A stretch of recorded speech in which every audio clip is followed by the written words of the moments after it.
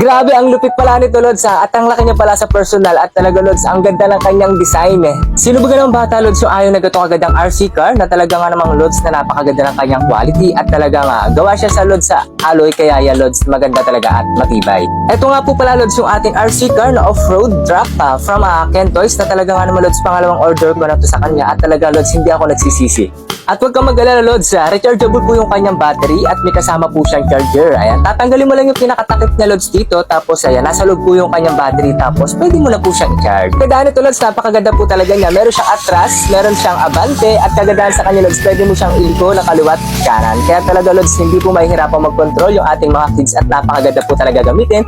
Mababawasan na yung kanilang pag-gadget. Kagandaan pa sa kanya, kahit mabato, ayan, malakas yung kanyang shock, kaya hindi po talaga yan basta-basta masisira. Kaya, Lods, simplis na kailangan mo na gato kaganda nga RC car na pang-regalo ngayong darating na Pasko sa iyong mga inaanak or sa iyong kids.